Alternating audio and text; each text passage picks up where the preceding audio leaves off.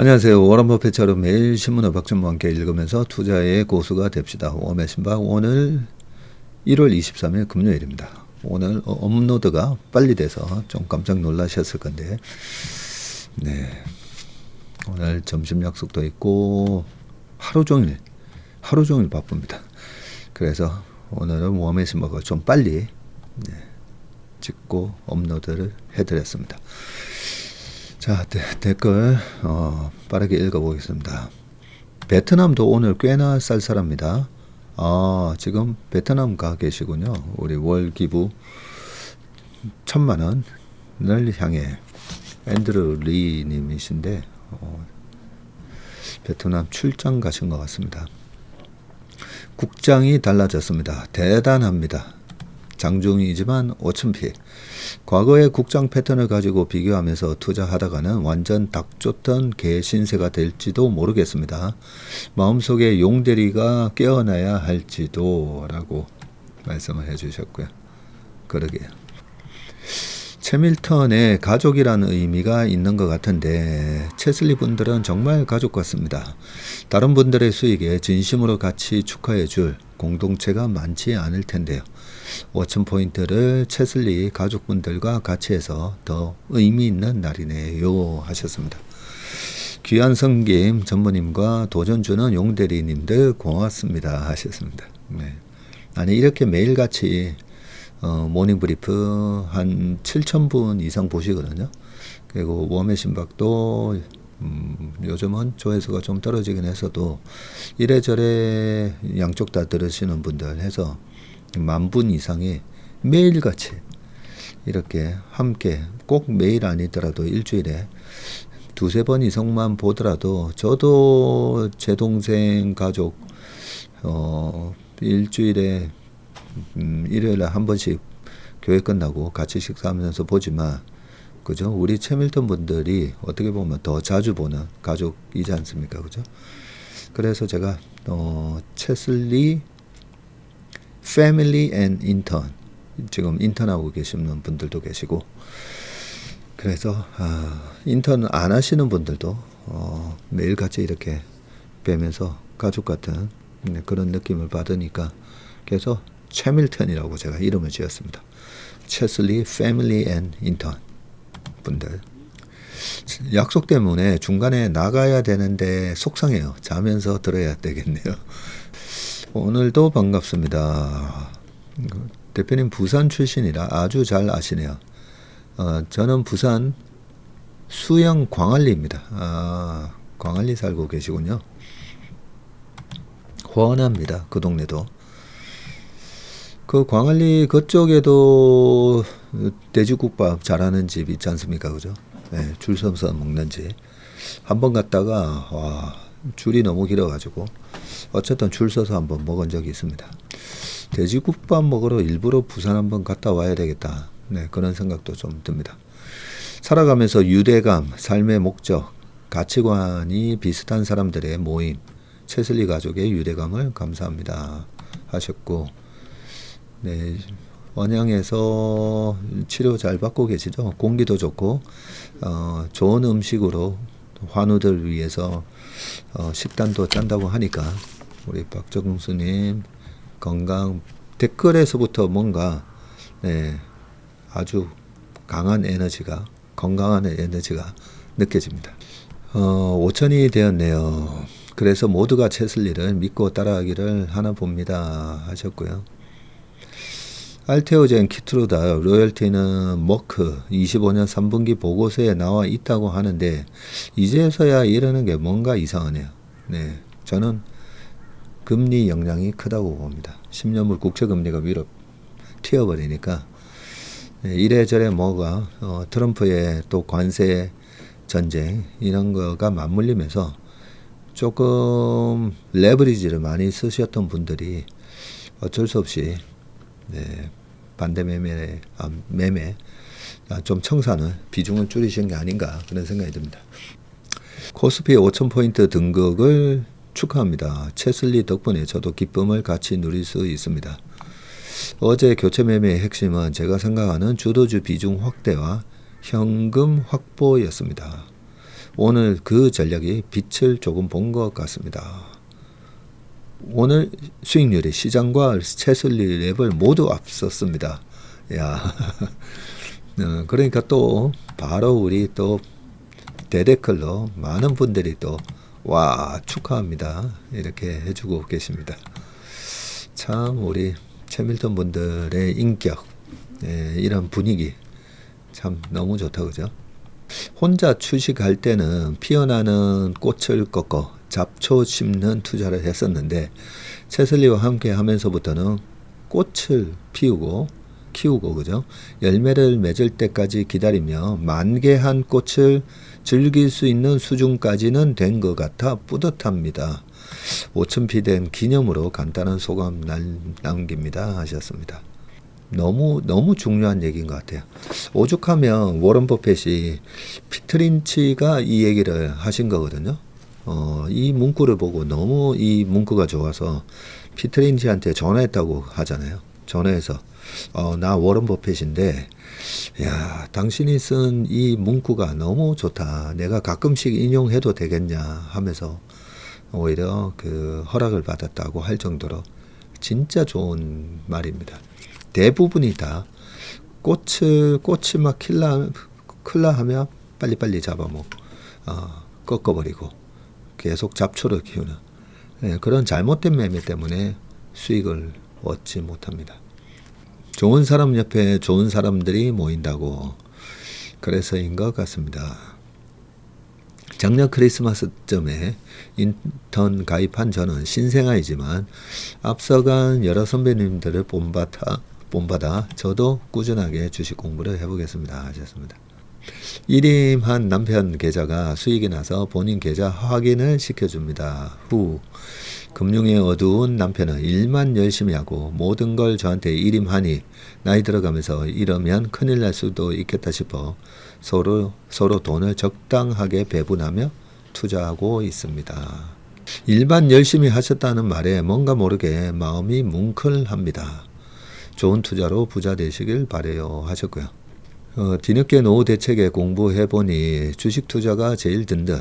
남편 환갑 때 제가 선물한 작은 땅을 칠순 앞두고 팔게 되어 전무님한테도 일임 든든합니다. 지금도 현역이면서 매일 고도를 기다리는 것처럼 은퇴를 기다립니다. 하셨습니다. 칠순 되셨다고요? 근데 요즘은 칠순 잔치 안 하는 거 아시죠? 네, 왜냐면 칠순이라도 너무 건강하십니다. 네, 저희 서초구에 그 축구 보면 70대 분들 대회가 전국 대회 70대 대회가 있습니다. 60대 대회도 있고요. 청춘이십니다. 70대도. 또 박영희 님이 전 70대입니다.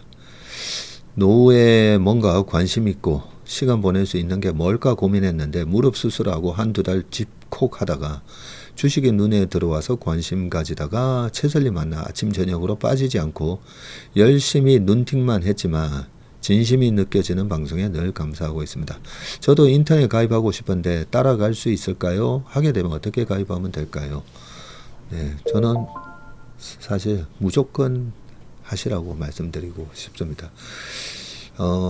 저도 벌써부터 뭐 새로운 기계 이런 옛날에 쓰던 제 카시오 재무계산기인데 옛날에 이거 되게 활용을 잘했거든요. 시험 볼 때도 이 계산기 하나 들고 계산 문제 척척 풀었었는데 옛날 생각이 나서 이거 다시 시켜가지고 보면 그 계산기 매뉴얼 보기 싫은 거예요. 귀찮고. 네, 요즘은 뭔가 쿠팡으로 시켜서 조립해야 되는 거. 그런 것도 이거 내가 조립해야 되나? 귀찮아서 그죠? 안 하게 되고. 그러다 보면 내 머리에 뇌의 근육이 줄어드는구나 이런 생각이 듭니다. 지금도 아까 뭐 70대 분 말씀드렸지만 지금도 60대 경기에 보면요. 손살같이 뛰는 60대 형님들 계시거든요. 그렇게 꾸준히 계속 관리를 하셨기 때문에 60대인데도 30대처럼 뛰는 분들도 계십니다. 분명히. 그래서 저는 관리하기 나름이구나. 우리가 뇌가 그 김영석 교수님 보면 뭐 치매나 이런 조짐이 전혀 없으시잖아요. 기억력도 좋으시고 지금도 책 많이 읽으시고 글 집필 활동을 많이 하시다 보니까 결국 우리가 나이 들어서 제일 무서운 게 사실 치매 아니겠습니까? 그죠? 정말 사랑하는 내 가족, 나의 그런 친구, 뭐 친척, 기억을 못 한다라는 게 정말 끔찍한데, 그래서 우리가 뇌를 계속 훈련을 저는 시키는 게 되게 중요하다고 생각하는데, 그게 마음먹은 대로 절대 안 되잖아요. 근데 주식 투자를 하면 내 돈이 들어가기 때문에 어쩔 수 없이 관심을 갖게 됩니다. 그리고 하다 보면, 근데 이 주식을 도박처럼 거의 다 지금 한 90% 투자자분들은 도박처럼 하고 있다고 했잖아요. 그러면 장기적으로 보면 돈을 잃을 수밖에 없거든요. 그래서 저희가 인턴십 프로그램을 어서 얼라이언스와 함께 해서 지금 하고 있고, 이걸 경험을 해보신 1년차, 2년차 분들이 이렇게 많은 분들이 댓글로 피드백을 주고 계시잖아요. 그래서 뭐 70대시든 30대, 40대든 다 내가 뭔가 할까 말까 하는데 좋은 거다라고 생각이 되면 무조건 뭐죠? 해야 됩니다. 누가 산에 가자, 주말에 산에 갈까 제안을 하면 나가기 귀찮잖아요. 근데 분명히 산에 갔다 오면 너무 좋지 않습니까? 그죠? 그러면 가야 되는 것처럼. 지금이라도 저희 80 넘으신 저희 어머니보다 2살 나이 적으시니까 46년생. 80. 올해 80 되셨다고 하셨다. 인턴분도 계십니다. 벌써 1년 넘으셨습니다.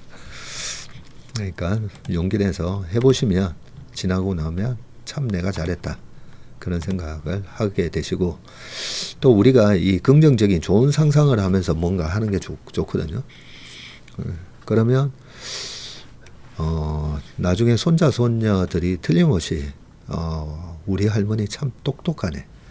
우리 할머니는 어떻게 그런 것도 알아요. 그렇게 되는 거죠. 그런 즐거운 상상. 그리고 용돈을 주는데 할미가 이번에 삼성전자로 주식 투자해서 번 돈으로 니네들 용돈 주는 거야 하면서 딱 줄 때 멋지지 않습니까? 그죠? 단타는 영혼을 갉아먹는 듯 수익이 나도 행복하지가 않아요. 공부하면서 모아가는 주식으로 수익 나면 정말 행복해요.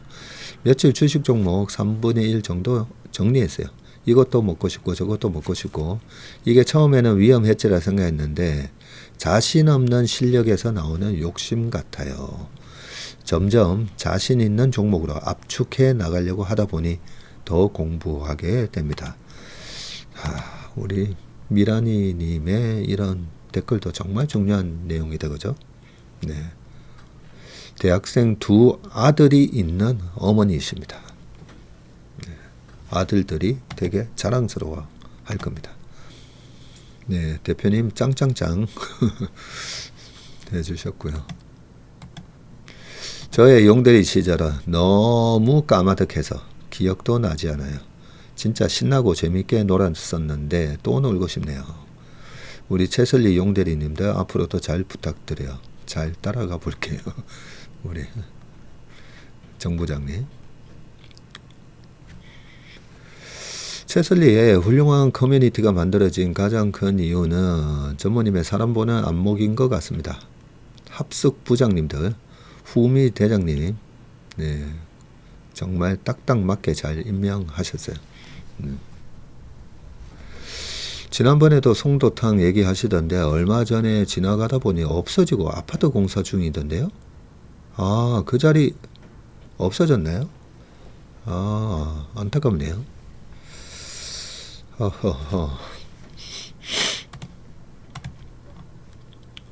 역사적인 날에 듣는 웜의 심박은 더욱 특별한 것 같습니다. 오늘은 스마일 스마일 하게 되네요. 제 포트에 빨간불이 들어오니 제 마음도 따끈따끈한 것 같습니다. 1매도 처음에 뭐가 뭔지 모르고 했는데 두 번째 하면서 이제 아주 조금씩 이해가 되는 것 같습니다. 그쵸? 1등 매니저 따라하기 처음에 되게 이걸 그대로 따라 해야 되나? 어떻게 해야 되나? 막 고민도 많으셨을 건데 두 번째, 세 번째, 이번에 세 번째 벌써 뭐 많은 분들이 하고 계시더라고요. 저는 이런 거 보면 뭐 그렇게 막 광고를 하지 않아도 좋은 건 다 찾아오시는구나. 맛집 보면 뭐 이렇게 골목 들어가서 있는 맛집들이 있잖아요. 가보면 사람들 줄 서 있어요. 그래서 좋은 퀄리티는 확실히 다들 알아보시는구나. 제가 그런 생각을 했습니다. 그리고 제가 일매 따라하기를 만들어 놓고도 제가 참 우리 어스랑 같이 기획을 해서 만들어 놓고도 참 잘했다 싶어요. 저희도 보면 포트폴리오 MP에서 1등 매니저가 바뀌잖아요. 시장의 색깔에 따라서 막 바뀌잖아요. 그리고 이 일매 따라하기라든지 인턴십 오래 하시다 보면 아니면 아침에 저희 모닝브리프에서 얘기하는 거 좀 오래 듣다 보시면 우리 체슬리 임직원의 또 스타일을 알게 되시고 오늘 아침에 재밌는 얘기 했었잖아요. 예, 우리 오석 대리가 그렇게 포트폴리오를 잘 짜도 SDI 들어가서는 사전사패. 예, 그리고 제가 아는 형님 지금 좀 500억 이상 버셨을 건데 그 형님도 예전에 세이가 내가 하이닉스 투자해가지고 그동안 220전 218패 2무 그런 얘기 하실 정도로 내가 궁합이 맞는 주식이 있고 안 맞는 주식이 있습니다. 네, 그래서 저희 회사에 저는 가장 큰 장점이 저 박세익 한 명에 대한 의존도가 아니라 저희 직원들 이제 다 많이 느끼시잖아요. 이 직원들의 이 역량들이 굉장히 시너지가 나면서 잘 발휘되고 있다. 그래서 팀 채슬리라는 말씀을 많이 해주시잖아요. 제가 다른 운용사에 그 월급쟁이 CIO 분들이 하기 힘든 게 밑에 직원들을 키우면 내가 잘릴까봐 밑에 직원들을 잘 못 키우거든요. 그런데 저는 예전부터 제가 월급쟁이 CIO 할 때부터도 박세익 없이 돌아가는 조직을 만드는 게 저는 목표였습니다. 박세익 없어도 잘 굴러가는. 지금도 마찬가지입니다. 저희 채슬리가 박세익 없어도 잘 굴러가게끔 만드는 게 저의 목표입니다. 그래야 제가 가끔씩 좀 이렇게 휴가도 좀 편하게 좀 갔다 올 수 있지 않겠습니까? 네. 저는 서면시장에 가서 돼지국밥 많이 먹었습니다. 전무님이 말씀하시는 가야 밀면 등등 다 가보았어요. 서울에 온 지는 10년 정도 되었네요. 그러시군요. 예전에 부자아빠 책의 내용 중에서 투자를 공부하는 사람들의 모임이 참 좋았다고 했던 구절이 생각납니다. 채밀턴 분들이 그런 모임인 것 같아 감사하고 소중한 생각이 드네요. 공동체가 되려면 누군가의 희생과 헌신이 필요한데 전무님께서 그런 역할을 해주신 것 같습니다 하셨고요. 채밀턴 임직원 분들 모닝브리프 매일 라이브 하실 생각을 어찌 하신 것인지 늘 신기합니다. 네, 그게 약간은 저의 이 무대포 정신. 네, 무대포 정신으로 일단 아까도 제가 산에 누가 가자 하면 간다 했잖아요. 제가 교회를 안 다닐 때도 한 7년 만에 친구가 전화 와서 교회를 가자는 거예요. 그래서 제가 아니 친구가 뭐 나쁜 데 가자 한 것도 아니고 교회를 가자는데 그죠? 그냥 따라갔습니다. 그래서 저희 아침 모닝 미팅을 처음에는 녹화해서 올리다가 나중에는 처음에 그게 저희 고객분들만 보실 수 있게 카페 만들어서 영상 찍고 올리고 영상을 처음에는 이렇게 올렸었어요. 모닝 아침 회의한 걸 그 자료는 올려드렸는데 그 자료를 일반인들이 그걸 보셔서 소화가 안 되잖아요. 제가 한 30분 요약을 해서 오늘 저희 아침 회의에 이런 내용들이 가지고 저희가 회의했습니다. 그렇게 해서 저희 고객들 보시게 올려놓다가 그러다가 나중에 그걸 갖다가 유튜브로 녹화해서 올리고 그러다가 아니 장 열리기 전에 조금이라도 좀 빨리 그 내용을 듣고 싶으실 건데 그래서 야 우리 라이브로 그냥 하자.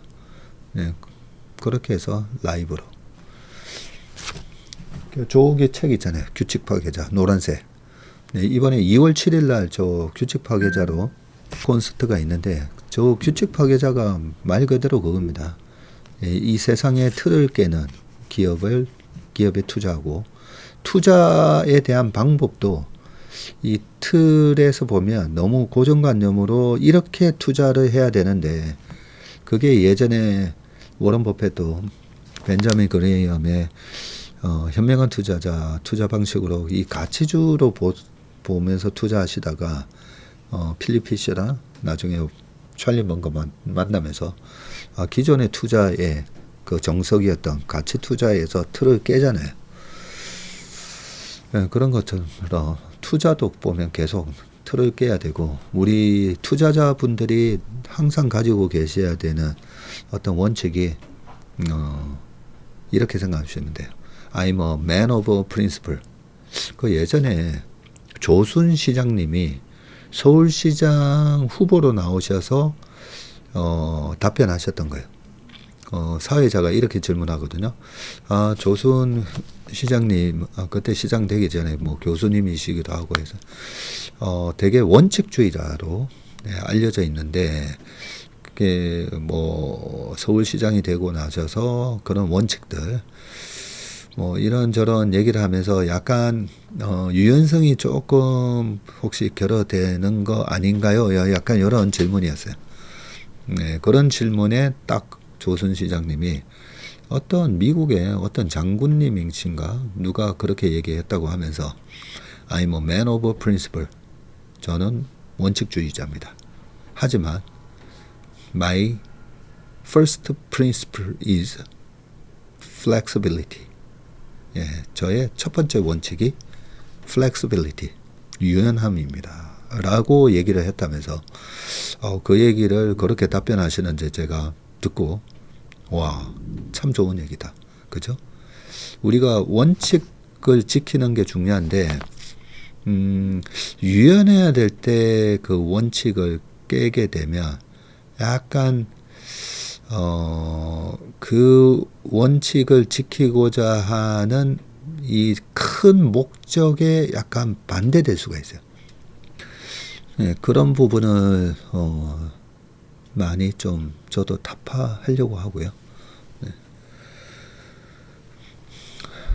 그래서 큰 원칙, 큰 원칙, 핵심 우량 주식에 투자를 해야 되고 여러 가지 그런 원칙부터 우리 금융권에 있어서 많은 규정들이 있지만 아니 이런 거를 깨고 이렇게 하는 게 더 우리 고객분들이나 우리 구독자분들한테 더 좋을 것 같은데 하면 네, 그 원칙 그런 프레임을 깨고 이 사회가 규정하고 있는 그런 룰들을 그동안에 많이 깨웠습니다. 그래서 어떻게 보면 여의도의 룰 브레이크 역할을 하고 있죠.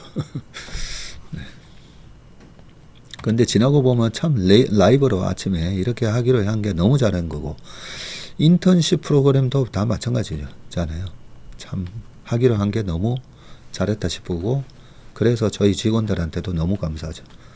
자 이렇게 한번 해보자 하고 했는데 동조를 안 해주면 안 되잖아요. 그래서 참 저희 직원들한테 너무 참 감사합니다. 삼성전자 단태에 대해 남편한테 이 영상 보여주면 화낼 것 같아서 저만 보고 알고 있어야 할 것 같아요. 생각도 못했는데 이렇게 소통해 주셔서 너무 감사합니다. 네, 나중에 물타기 하실 때 네, 그때 보여주시면 될 것 같아요. 어제 영상이니까 1월 22일 영상이다, 그죠? 전무님이 이렇게 예언을 하셨다. 이제 트럼프의 아킬레스건을 모두 알게 되어 다행입니다. 하셨고요. 빠르지 않아도 바른 길 방향으로 꾸준히 간다는 말씀이 명언입니다. 저도 인턴 공부해 볼까 생각하다 포기했는데 응원합니다. 하셨고요. 할머니인 듯 할머니 아닌 고수 인턴분의 사연에 많은 사람의 마음에 퉁 울림을 주십니다. 과거의 잡주 3배짜리 전문이었던 저에겐 더더욱 더 큰 감동입니다. 거친 탐욕이 경건하고 굳건한 마음 앞에 절대로 승리할 수 없다는 것을 행동으로 가르쳐 주시네요. 이래서 주변에 좋은 어른이 계신 게 중요한가 봅니다. 나이가 아니라 마음의 어른이요 하셨습니다. 아유, 네, 고맙습니다. 어제 그 올려주신 첫 번째 댓글이 참 많은 분들한테 이런 울림을 주시는 것 같습니다. 동료들에게도 퇴직연금 확인해 보라고 몇 달째 얘기해 주고 있어요. 네. 코로나 시절인 4월에 주식을 처음 시작을 했고 지금 생각해 보면 스스로를 슈퍼개미나 주식 전문가라고 자칭하는 사람들이 넘쳐나던 그야말로 춘추전국시대 같았는데 그때 전무님을 처음 알게 되었고 5년 동안 주식시장에서 이런저런 일을 겪으며 돌고 돌아 결국 채설리에 안착했고 네. 전무님 말씀 따라 투자하다 보니 어느덧 코스피 5천의 5천 시대의 현장에 함께 있게 되었습니다. 채설리를 만나 잡주에서 벗어나 수익을 낼 수 있음에 참으로 감사한 하루였습니다. 우리 토다님도 그죠? 네. 오랫동안 저희 채널 꾸준히 애청해 주고 계십니다. 존댓말로 해야겠네요. 아, 너무 웃기네요. 아이고, AI님, 무례해서 미안했습니다. 그래서, 아니, 저도 오늘 아까 모닝브리프 때 AI한테, 챗GPT한테 물어보면서 존댓말로 물어보게 되더라고요. 아니 그게 어떻게 보면 그저 습관이죠. AI라고 뭐 반말로 툭툭 하고 그러면 일상적인 대화에서도 그렇게 나올 수가 있는 거 아니겠습니까, 그죠?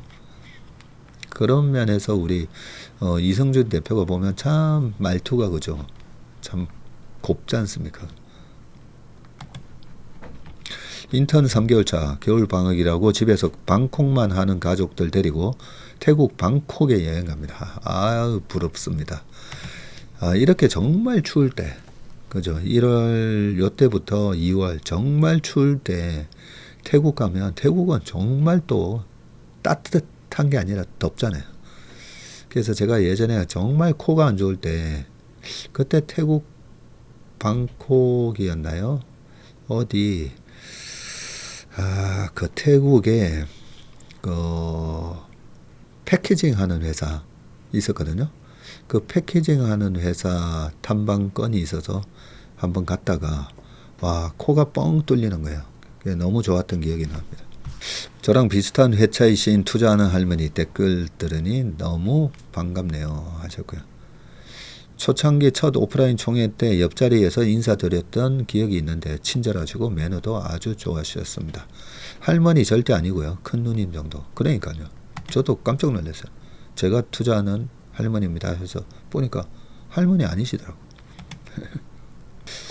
마지막 요 질문만 하고 기사 읽어보겠습니다. 2021년 코스피 3천 넘었을 때 전무님이 더 이상 자금 안 받고 기존 포트폴리오도 정리하고 파신다고 하셨던 게 기억납니다. 지금은 5천이 넘었지만 같은 반응이 없으신데 어떤 점에서 차이가 있을까요? 하셨습니다.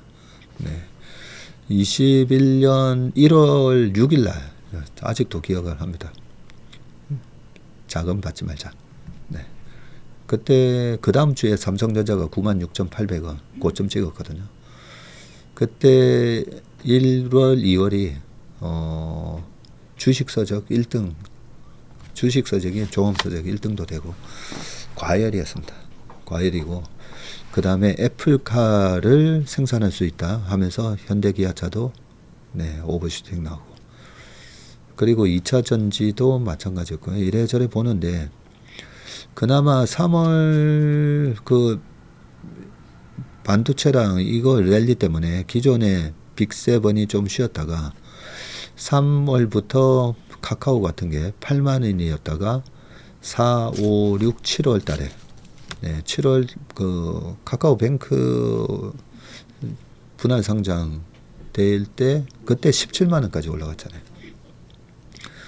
네, 그러고 나서 장이 끝났었는데 1월 달에 자금 안 받고 5월 달에 주식 다 팔았고, 네, 1년 동안 하반기 내내 뭐 박정훈의 경제한방 등등 나가서 쉬는 것도 투자다, 쉼표도 음악이다, 뭐 이런 얘기하면서 쉬는 거에 대한 중요성 얘기 말씀드렸고, 21년 8월에 나왔던 저의 투자의 본질 책에도 다들 캐시가 트래시가 된다고 하는데 캐시가 2년마다 킹이 돼서 돌아옵니다. 예, 현금이 얼마나 중요한지에 대한 말씀도 드리고, 거의 책의 위험 관리에 관한 얘기를 많이 해놨었죠. 네, 그런데 지금은 왜 안 하냐면요. 네, 1월 말이 아니라 음력 기준으로 아마 자금을 이제 안 받습니다 할 것 같은데, 미리 어나운서를 제가 안 하는 이유가 너무 지금도 막 매일 같이 세 팀, 네 팀 오시거든요. 근데 이제 안 받을 겁니다 라고 미리 얘기하면 너무 또 막 몰려서 오실 것 같아가지고, 전격적으로 설 전에 네, 자금을 이제 받는 거는 중단할 생각입니다. 중단할 생각이고요. 왜냐하면 어제 제가 밤에 새벽 4시까지 자료 만들다 보니까 12% 정도 업사이드 룸은 보이더라고요. 근데 지수 자체가 그래도 한 15%는 보여야 자금을 받는데, 12%면 그래도 시장이 한 10% 이상은 올라가야 저희가 뭐 시장보다 아웃퍼폼하면 15% 내니까요. 그래서 여기서 한 5,200, 300 정도 되면 네, 이제 자금 받는 거는 중단할 생각입니다. 네, 그리고 저희 고객 수도 이제 목에 찼고요. 기존에 계신 고객분들이 해지율이 한 9% 정도 되거든요. 해지가 있을 때마다 네, 좀 대기 받아 넣었던 분들이나 아니면 기존 고객분들이 이제 친구분이나 친척분 막 데리고 오시는 분들, 네, 그런 분들만 좀 받을 생각을 하고 있습니다. 그리고 늘 말씀드리지만 그때는 사면 안 된다. 예, 이 주식 따라 사면 안 된다. 예, 그런 생각이 들어서 그때 제가 테슬라도 그죠? 테슬라도 그때 막 900불 막 이래 넘어가는 거에 대해서 저희 3분의 1 팔았습니다. 일부러 막 말씀드렸잖아요. 예, 거품에서 쫓아 사시면 안 된다고. 예, 그런 얘기를 막 해드렸었는데 3분의 1 저거 액면 분할했으니까 그때 270불, 300불 넘어갈 때 말씀드렸던 것 같아요. 지금 가격으로는. 네, 그래서 이번에도 네, 안 그래도 말씀을 좀 드리려고 하고는 있었습니다. 근데 지금 보면 살 게 너무 많은 거예요. 어제도 말씀드렸지만 아직도 사서 먹을 게, 사서 막 50% 이상 올라갈 주식들이 지금도 너무 많이 보여가지고, 네, 그래서 최근에 5천이 막 5천이 다 왔는데도 저희가 자금을 좀 받았다라고 보시면 됩니다. 자, 여기서 웜의 소통은 여기까지 하고요. 이제 신문기사 읽어보도록 하겠습니다. 자, 첫 번째 기사 읽어보겠습니다. 반조전 받쳐주면 추가 상승 또는 6천보다 4천 가능성이 있다. 이렇게 서로. 한 내용 보겠습니다. 장중 코스피 5천은 숫자 자체로는 역사적인 기록이다. 하지만 시장의 고민은 오히려 지금부터인데 국내 정치 전문가 사이는 5천 달성 자체보다 이유가 더 중요한데 뭐 항상 중요하지 않습니까? 국내 가치 투자의 원조 이채원 의장과 대표적인 닥터둠 비건론자로 꼽히는 김영희 전 서강대 경제대학원 교수. 이제 교수님도 은퇴하셨나 봅니다. 김영희 교수님이 58년 개띠시거든요. 그래서 작년인가 재작년에 벌써 재작년인가 보네요. 나도 이제 지공대사가 됐다. 지하철 공짜로 타는 지공대사가 됐다. 그렇게 말씀하셨었는데요. 그리고 증권사 리서치 책임자인 김학균 센터장 그리고 박희찬 미래세증권센터장의 공통된 진단인데 자 5천 시대평가 실적이 끌어올렸다. 아니다. 기대가 너무 앞섰다. 삼성전자 하이닉스의 반도체 투톱이 유례없는 상승장을 주도했고 올해 실적 전망도 빠르게 상향 조정이 됐고요. 박희찬 센터장은 지난해 코스피 전체 영업이익이 300조 원 수준이었던 점을 감안하며 주가가 이를 따라가는 것은 자연스러운 흐름이라고 하면서 얘기했고요. 김학균 센터장도 전자 하이닉스 두 종목이 약 1000포인트를 끌어올렸다고 본다고 진단을 했습니다. 박 센터장은 또 개인 투자자 중심으로 머니 무브가 강하게 작동하면서 현대차처럼 테마성으로 주가가 급등하는 현상도 동시에 나타나고 있고요. 전례 없는 상승 속도에 대한 경계도 만만치 않은데 김영희 교수는 AI 혁명 기대와 상법 개정, 배당소득 분리 과세, 자사주 소각 등이 주가를 끌어올린 것은 사실이지만 실제 경제 상황보다 기대가 과도하게 반영된 상태라고 진단했습니다. 이채원 의장도 지수의 질을 지적을 했는데 최근 상승은 반도체가 거의 혼자 끌어올린 구조라면서 실적이 나빠지면 지수도 쉽게 흔들릴 수 있다고 우려했습니다. 네, 그렇죠. 실적 나빠지면 근데 지금 실적이 더 좋아지냐 아니면 나빠지냐 여기에 대해서 아무도 지금 모르는 부분이니까 자 전망에 대해서 온도차가 분명했는데 박 센터장은 반도체, 조선, 전력기기 등 핵심 업종의 이익 증가 흐름이 이어진다며 추가 상승 여지가 있다고 보고 있고요. 이 의장은 숫자보다 정착을 강조했는데 그는 5천이든 4천이든 중요한 것은 코리아 디스카운트 문제가 해결돼서 이 지수대에 정착할 수 있는지라면서 테마나 장세에 휩쓸리지 말고 왜 주가가 오르는지를 냉정하게 봐야 할 시점이라고 얘기하셨고 김 교수님은 명목, GDP 대비 시가총액 비율 요게 워런 버핏 인덱스라고 하지 않습니까? 그죠? 버핏 인덱스를 고려하면 다음은 6천이 아니라 4천일 가능성이 더 크다면서 산이 높으면 내려오는 계곡도 깊을 수밖에 없다고 말을 했습니다.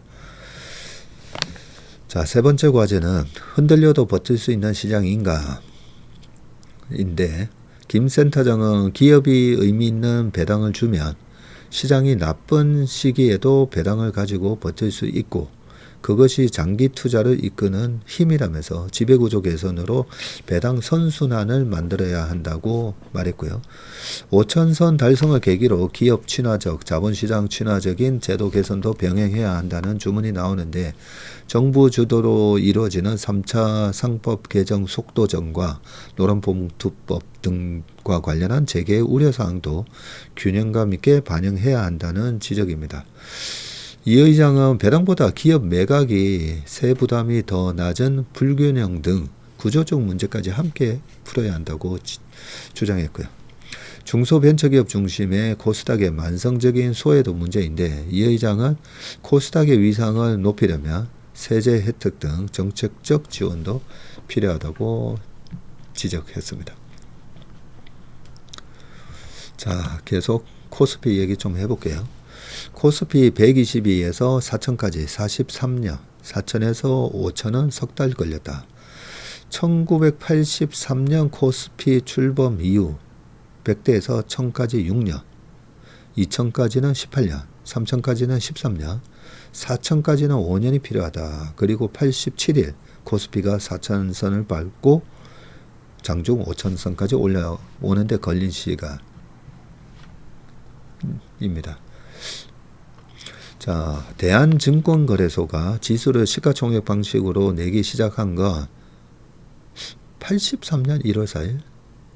제가 기억하기로는 1980년 1월 4일인데, 네, 요거는 나중에 한번 찾아보겠습니다. 우리 최밀턴 분들도 한번 찾아보십시오. 저는 1980년 1월 4일로 기억을 하고 있었거든요. 자, 이날을 코스피 출범일로 보는데, 이때로부터 3년 전인 80년 1월 4일에 시가총액 기준으로 추산한 그렇네요. 코스피 출범일은 83년 1월 4일이고 이날을 코스피 출범일로 보는데 이때로부터 3년 전 80년 1월 4일을 시가총액 기준으로 100으로 추산을 해서 83년 코스피의 첫 종가가 122.52였군요. 전체 제 기억이 맞긴 맞았네요. 자, 연역이 이렇게 쭉 나옵니다. 나중에 이 표 한번 쭉 보시고요. 이 122.52로 출범을 해서 1989년 3월 31일 날 1003.31을 갔어요. 요때 3월 말에 고점이 나왔었군요. 네, 그리고 박살 났다가 나중에 또 올라갔다가 IMF 때 277까지 갔다가 또 올라갔다가 940 1000 갔었죠. 1000 넘었다가 9.11 테러 터졌을 때 460 갔다가 왔다 갔다 하면서 이렇게 올랐습니다. 자, 본격적인 코스피 상승은 80년대 후반부터인데 이 3저 그때 당시에 저금리, 저유가, 저환율, 호황이 발판이었고 89년 3월 31일 코스피가 사상 처음으로 1000을 그때 돌파했습니다. 그러니까 100에서 1000을 갔으니까 그때 당시에 88년 사윗감 1위 후보가 증권사 직원이었어요. 네, 그때 증권사에 아주 똑똑한 분들이 많이 가셨는데 서울여상이라든지 이런 여상 그리고 상고 나오신 분들도 증권사 들어가셔가지고 고등학교 때부터 딱 졸업하고 주식들 많이 받아 놓으셨는데 그 주식이 주식 내가 좀 팔면 강남에 아파트 한 채 살 수 있었거든요. 네, 그러다 보니까 1988년도에 88년에 증권사에 입사하셨다 하는 분들 보면 다 굉장히 성적 좋은 분들, 대학교에서 공부 잘하셨던 분들이 88년도에 증권사 입사 엄청 많이 하셨어요. 잠깐만 어디까지 읽었죠? 여기 2000년대 중간에 또 3000% 빠지면서 자꾸 시간이 늘어나는데요. 2000년대 중반 코스피는 바이코리아 등 적립식 펀드 붐을 타고 살아났고요. 2000년대 중반 바이코리아 펀드는 99년 2000년도에 있었고 2000년 초에 2000년 중반에는 미래에셋 펀드 열풍이었었죠. 2007년 7월 2000선을 돌파했고요. 그러나 2008년 금융위기가 덮치면서 892까지 밀렸습니다. 2008년 10월 29일인가? 그때 892까지 빠졌습니다. 2010년대 들어서 차화정의 활약이 코스피를 일으켜 세웠지만 이후 코스피가 2000에서 2200선 박스피 신세를 못 벗어났고요. 코로나 충격을 딛고 동학개미 운동이 일었고 2001년에 1월에 코스피가 3000 시대가 열렸었죠. 2024년 말 비상계엄 여파와 미국 관세 충격 속에서 지난해 코스피가 또 이때 작년 4월이었죠. 2188까지 빠졌나요? 그때는 정말 그랬었는데요. 주저앉았었는데 이후 대미 협상 타결 속에서 상승 기류를 탔고 10월 27일 처음 4천을 넘었습니다. 작년 10월에. 4월부터 10월. 그 불과 6개월 만에 4천 돌파해서 지수가 더블이 났어요. 올해 들어 반도체 등의 진격에 힘입어서 장중 5천선 고지에 오를 수가 있었습니다. 3,000% 잠시만 좀 갔다 오면 이렇게 계속 우상향하잖아요. 그래서 제가 절대 떨어지는 거 베팅하지 말고 물려도 되니까 그죠? 매수해서 물리면 그래도 회복이 되잖아요. 근데 지금 저 밑에 2600에 숏 쳐서 물리신 분들 못 빠져나오잖아요. 코로나 때. 네, 코로나 때 1800에서 곧버스 잡고 인버스 잡은 분들 못 빠져나오잖아요. 그래서 우리나라 코스피의 우상향을 믿으셔야 됩니다. 그래야 쇼크가 나왔을 때, 제가 쇼크 나왔을 때 항상 그렇게 생각하잖아요. 1500이 됐어? 다시 500이 1000이 되면 100% 수익 나는 건데, 네, 이렇게 생각하시면 됩니다. 그러면 살 수가 있습니다. 자, 그 다음 이상재의 시선, 전영현 반성문을 다시 꺼내야 하는 이유. 전영현 부회장님이 반성문 딱 얘기하시고, 야, 그러고 나서 주가가 진짜 많이 올랐습니다. 드라마 대본도 이렇게 쓰기는 쉽지 않을 거다. 전자의 최근 15개월 스토리는 어지간한 반전 드라마 뺨친다. 자, 먼저 올해 영업이익 전망치가 평균 100조 원이 넘어가고요. 시티그룹은 155조 원의 이익을 거둘 거라고 예측을 하고 있고, 금고에 매일 4,200억씩 쌓인다는 얘기다. 하루에. 야, 주가는 20일 15만 2,300원으로 마감을 해서 1년 새 3배가 됐고, AI발 반도체 슈퍼 사이클의 위세다. 불과 1년 반 전 완전 싸했다. 모건 스탠리는 겨울이 임박했다.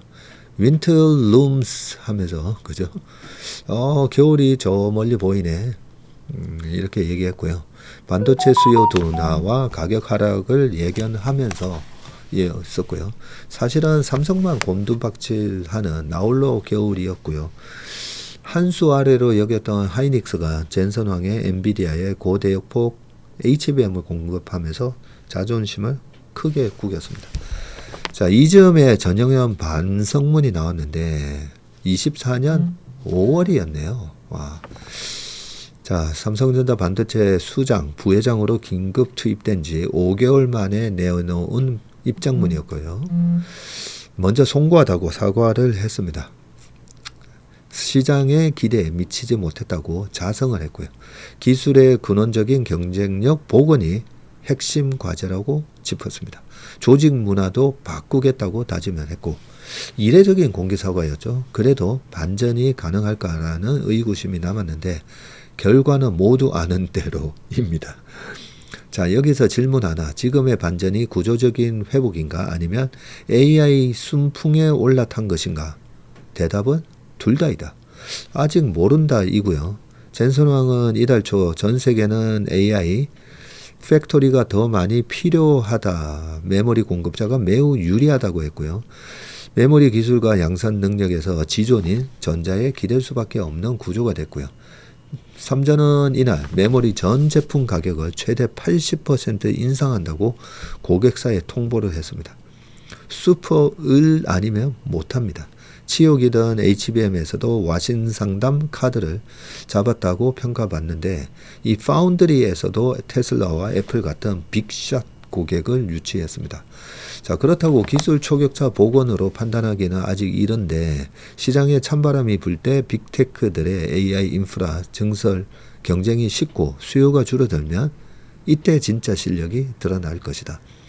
자, 또 다른 포인트는 메모리 부메랑인데, 반도체 가격 상승이 정보기기 가격에 반영이 되고 이걸 소비자가 체감하면서 수요를 갉아먹을 것이라는 우려인데, 요새 신형 노트북 한 대에 500만 원쯤이란다. 지난해보다 100만 원 올랐고, 다음 달 선보이는 갤럭시 S26도 가격 인상이 불가피할 전망인데, 가뜩이나 살림살이가 팍팍한데 지갑 열기가 버겁다.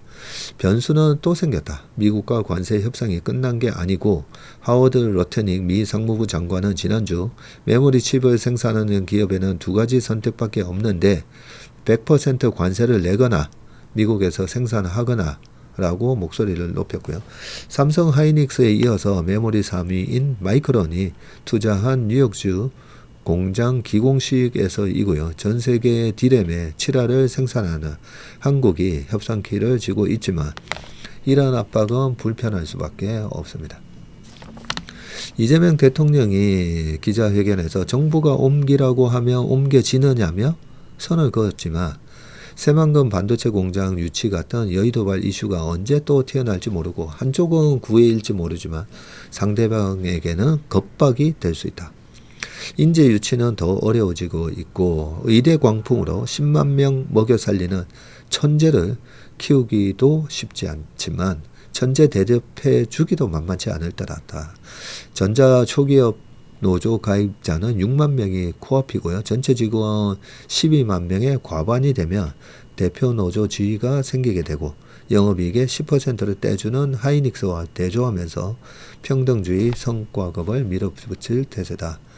전형연 반성문은 단순한 사과가 아니라 기술 전략과 조직 문화를 근본적으로 뜯어 고치겠다는 신호였는데 숫자보다는 그 속이 중요한데 소통 문화는 재건됐는지 실패 관리는 진화했는지가 관건이고 그런데 아랫목이 따뜻하면 사람은 쉽게 자리에서 일어나지 않는다. 조직도 마찬가지다.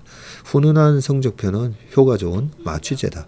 내부 비판은 잦아들고 경고음은 분위기 흐리는 파열음 취급된다. 하지만 기업사에서 가장 위험한 순간은 적자 수렁이 아니라 빵빠레를 울릴 때였다.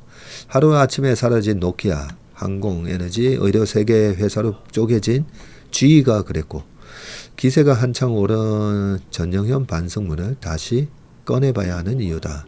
정부와 정치권의 역할도 분명하다. 관세 압박을 방어하고 기술 전쟁에서 이길 전사를 기르는데 적극적이어야 한다. 지금처럼 내 앞마당으로 오세요만 고집하다가는 나중에 아무 소용없는 넋들이 반성문을 써야 할지도 모른다. 네, 아주 중요한 시기에 예전에 우리가 반성문 썼을 때를 되돌아보자. 그때 전영현 부회장님의 이 반성문이 나왔을 때 제가 만약에 이번에 정말로 이 정확하게 진단을 하셨잖아요. 일단은 우리가 뭔가를 잘못하면 반성부터 해야 되는데 저는 핑계인가 아닌 것 같더니 되게 저도 그때 놀랐었거든요. 네. 정확하게 반성하고 어떻게 뭐가 원인인지 기술의 근원적인 경쟁력을 상실한 부분을 정확하게 얘기를 하셨었어요. 그러면서 복원을 시키겠다. 그리고 말이 많았던 이 조직 문화, 네, 요것도 바꾸겠다. 네, 그래서 정확한 진단을 하고 진솔한 얘기를 해주셔가지고 만약에 이번에 전영현 부회장님이 삼성전자를 살려놓으시면 저는 사티아 나델라나 팀 쿡 이런 사람들 잘하면 계속 끌고 가잖아요. 저는 이번에 정말 살려놓으시면 그 잘한 사람 좀 계속 좀 끌고 가자. 네, 그런 얘기를 그때 했었는데 네, 그런 대우를 좀 해주는 문화가 또 필요하지 않나 싶습니다. 그래야 여기서 내가 나이가 차면 또 나가야 되고 나가면 저기 마이크론이나 중국의 뭐 창신 메모리나 거기 가서 또 5년 동안 네, 그럴 수가 있잖아요. 이때까지 그래왔고 네, 잘하시는 분을 계속 팀쿡이나 사티아 나델라처럼 저는 끌고 가는 그런 사례를 이번에 한번 보여주면 어떨까 그런 생각이 듭니다. 자, 퇴직금 수익 올리기냐 원화가치 올리기냐 퇴직은 가지고 기사가 왜 이래 많죠? 하나 둘 셋 넷 다섯 여섯 제가 3000% 빠지면서 시간이 많이 자, 퇴직연금 기금화 쟁점본이 퇴직연금을 정부가 외환시장 방어를 위해 마음대로 쓰려고 한다는 헛소문이 퍼지고 있다. 네, 이런 간담회에 있었고요. 퇴직연금 지금 적립금액 및 증감률입니다. 퇴직연금에 쌓이는 돈도 지금 벌써 430조가 됐어요. 국민연금이 430조 뭐 언저리 이러다가 지금 1200조 훌러덩 지금 넘어가고 있지 않습니까? 그죠? 네, 퇴직연금은 계속 커집니다. 근데 여기 내용이 뭐냐면요. 기금화가 무엇이고 왜 하느냐? 그게 퇴직연금이 너무 방치되어 있다 보니까 이걸 국민연금처럼 기금화해서 국민연금과 같은 전문가 집단에서 관리해야 되는 거 아니냐?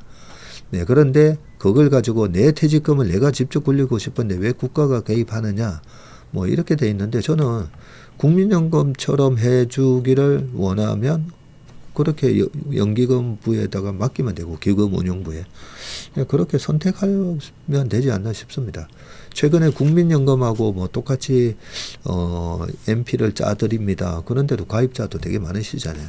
네, 그런 것처럼 저는 이 논란은 저는 일반인들이 이거 하시는 것보다는 국민연금이 운영하든가 또 퇴직연금을 저희 같은 운용사가 또 운용 못하도록 해놨어요. 그것도 저는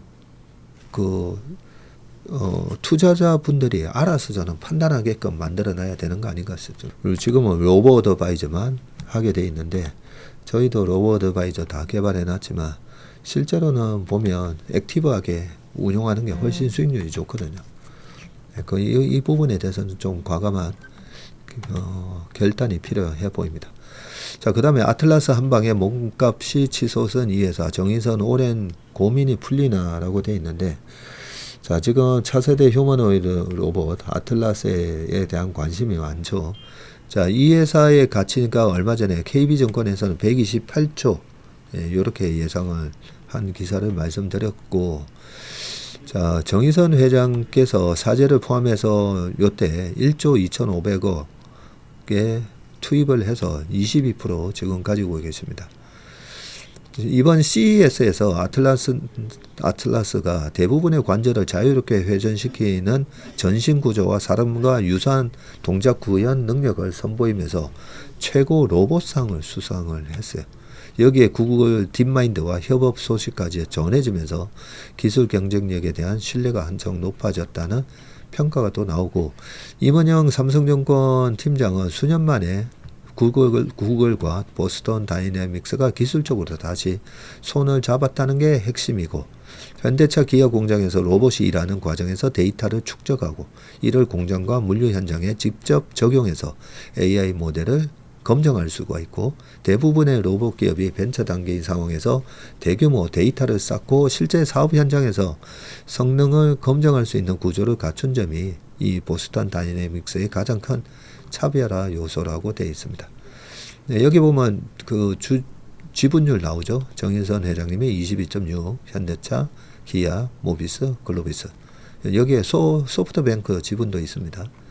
그런데 넘어야 할 과제도 적지 않은데 당장 전국 금속노조 현대차 지부가 노사 합의 없는 신기술 도입으로는 단 한 대의 로봇도 현장에 들어올 수 없다는 점을 명심해야 한다. 한 재계 관계자는 이미 무인화 공장이 확산된 상황에서 대당 2억 원에 육박하는 고가의 아틀라스를 실제로 얼마나 많은 기업이 도입할지는 지켜봐야 한다고 되어 있습니다. 예, 아무래도 로봇 가격도 떨어져야 되겠죠. 신기술이 도입하면 처음에 핸드폰도 엄청 비쌌었잖아요. 옛날 그때 물가로 따져보면. 마지막 조은경의 돈의 세계 이란 경제가 몰락한 이유입니다. 일주일 사이에 계란값이 2배로 뛰었고요. 이란 서민들은 지금 인플레이션의 무서움을 매일같이 고통으로 체감을 하고 있는데 환율 폭등은 생필품 가격을 제어 불능으로 만들어 놓고요. 테헤란 거리는 생존을 위한 먹고 사는 투쟁의 공간으로 변했습니다. 이번 시위가 여성 인권이나 부정선거가 이슈였던 국지적 항쟁과 다르고요. 31개 주, 즉 이란 전체로 번진 사태는 친정부 상인들조차도 환율 폭등으로 가게 문을 닫았고 이는 사회 붕괴의 신호탄이었습니다. 자, 이란이 왜 이렇게 되었을까? 근본 원인은 미국 제재의 역사적 누적에 있는데 1979년 미국 대사관 인질 사건 이후에 카터 행정부 시절부터 제재가 본격화됐고요. 1980년에는 무기 수출 금지시켰고 95년에는 이란과 거래하는 외국 기업까지 제재하는 이 세컨더리 보이콧이 발동이 됐습니다. 2015년 이란 핵 합의로 잠시 숨통이 트였지만 2018년에 트럼프 행정부의 협의 파기와 트럼프 1, 2기에 걸친 제재 재개는 경제의 마지막 기둥을 무너뜨렸고요. 그 여파로 리아라 가치가 폭락했고 트럼프 2.0에서도 환율이 몇 배씩 급등을 했습니다. 이란에 세 가지 복수 환율 제도가 있는데 생필품 공식 환율이 있고 중간 환율이 있고 사치품 시장 환율이 있는데 시장 왜곡과 암시장을 키워버렸고요. 혁명 수비대가 장악한 저항 경제 시스템이 GDP의 20%를 쥐락펴락하면서 부패와 비효율을 확대했습니다. 민생 보조금으로는 지급되는 쿠폰마저도 인플레이션을 따라가기가 턱없었고요. 한때 한국과 이란은 테헤란로 서울로를 서울의 수도의 이름을 남길 정도로 가까웠죠. 1970년대 중동 오일 호황기의 영광과는 달리 50여 년이 지난 지금 이란 경제는 제재와 정책 실패, 환율 붕괴의 악순환에 완전히 갇혀 있습니다. 이란 도심 곳곳은 시위로 불타오르고 국제사회는 미국의 플랜 ABC 속 군사 개입 가능성까지 거론이 되고 있고 베네수엘라를 진압했던 트럼프 대통령이 이란에 군사력을 개입할까? 그 확률은 어느 정도 될까? 궁금하다. 조은경 교수님이 이제 유니스트 교수님이 아니라 세종대 경제학과 교수로 부임을 하셨다고 저한테 연락이 오셨습니다. 네, 오늘 웜의 신방은 여기까지 하겠습니다. 행복하고 사랑이 가득한 그런 주말 되시길 바라겠습니다. 고맙습니다.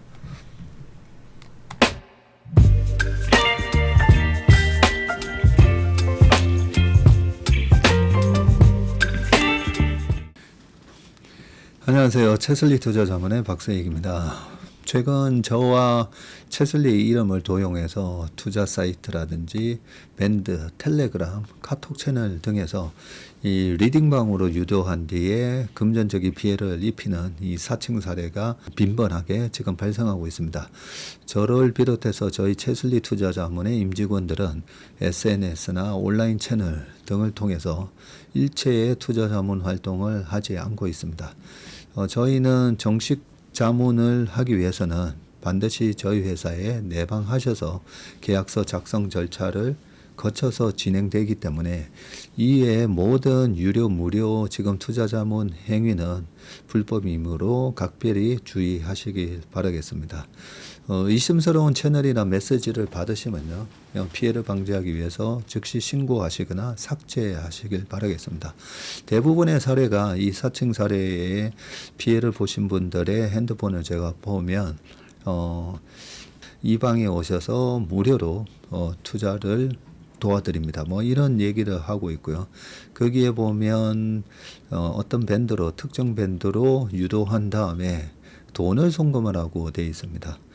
그 과정에서 저희 하고의 일체 계약 관계가 없기 때문에 그렇게 돈을 송금하라고 하는 부분에 있어서 특히나 유의를 좀 해주시기 바라겠습니다. 저뿐만 아니라 많은 또 저희 업계의 유명인을 사칭한 그런 사칭방도 많이 지금 기승을 부리고 있는데요. 공통적인 특징이 앞으로 몇백 %가 날 급등주를 알려줄 테니까 이 방에 가입을 하라. 그러고 난 다음에 금전적인 부분을 갖다가 송금을 요청하는 그런 형태의 수법을 쓰고 있기 때문에 그렇게 무료로 주식을 알려드립니다. 이런 문자를 받으시면 바로바로 삭제를 하시길 바라겠습니다. 저희 채슬리와 채슬리 임직원들을 많이 사랑해 주시는 저희 채슬리의 고객분들 그리고 저희 채슬리의 이 구독자분들이 이런 사칭 피해가 일체 발생하지 않기를 바랍니다. 그러면 여러분들의 가정과 일터에서 항상 평화와 행복이 가득하시길 기원합니다. 감사합니다.